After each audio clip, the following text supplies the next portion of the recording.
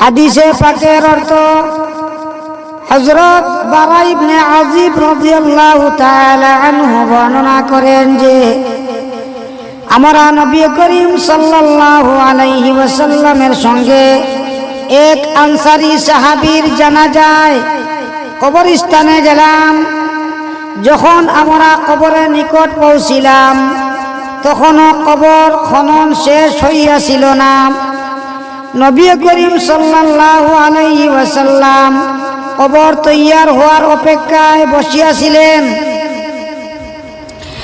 আর আমরাও তাহার চারিপার্শ্বে এমনভাবে মনোযোগ সহকারে বসিয়া গেলাম যেন আমাদের মাথার উপর পাখি বসিয়া আছে। তাহার হাতে একটি লাঠি ছিল, যাহা দ্বারা তিনি মাটি খোঁচাইতেছিলেন। কোন গভীর চিন্তামগ্ন অবস্থায় এইরূপ হওয়া তাকে। অতএব তিনি তাহার মাথা উঠাইলেন এবং 2 অথবা 3 বার বলিলেন, কবরের আযাব হইতে আল্লাহ তাআলার নিকট আশ্রয় প্রার্থনা করো। অতএব বলিলেন, আল্লাহ তাআলার মুমিন বান্দা এই দুনিয়া হইতে স্থান পরিবর্তন করিয়া যখন বরজখের জগতে পৌঁছিবে, অর্থাৎ তাহাকে কবরে দাফন করিয়া দেওয়া হয়, তখন তাহার নিকট 2 জন ফেরেশতা আসেন। তাহারা তাহাকে বসান, অতঃপর তাহাকে প্রশ্ন করেন, তোমার রব কে? সে বলে, আল্লাহ আমার রব। পুনরায় প্রশ্ন করেন, তোমার দিন কি? সে বলে, ইসলাম আমার দিন। আবার প্রশ্ন করেন, এই ব্যক্তি যাকে তোমাদের মধ্যে নবী বানাইয়া পাঠানো হইয়াছিল, অর্থাৎ হযরত মুহাম্মদ মুস্তাফা সাল্লাল্লাহু আলাইহি ওয়াসাল্লাম, তাহার ব্যাপারে তোমার কি ধারণা? তিনি বলে, তিনি আল্লাহ তাআলার রাসূল।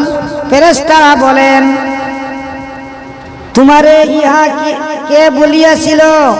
অর্থাৎ তুমি তাহার রাসূল হওয়ার সম্পর্কে কি রূপে জানিয়াছিলে? সে বলে, আমি আল্লাহ তাআলার কিতাব পড়িয়াছি, উহার উপর ঈমান আনিয়াছি এবং উহাকে সত্য বলিয়া মানিয়াছি।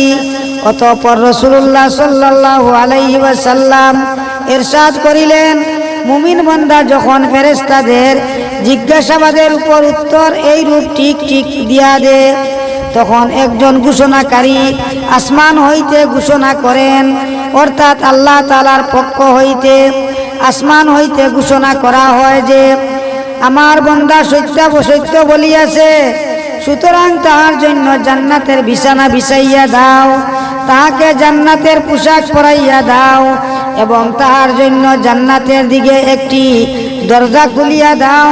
সুতরাং দরজা খুলিয়া দেওয়া হয় এবং এই দরজা দিয়া জান্নাতের মিষ্টি বাতাস এবং সুগন্ধ আসিতে থাকে, আর কবর তাহার জন্য দৃষ্টিসীমা পর্যন্ত প্রশস্ত হইয়া যায়। রাসূলুল্লাহ সাল্লাল্লাহু আলাইহি ওয়াসাল্লাম মৃত্যুবরণকারী মুমিনের এই অবস্থা বর্ণনা করিলেন। সুবহানাল্লাহ।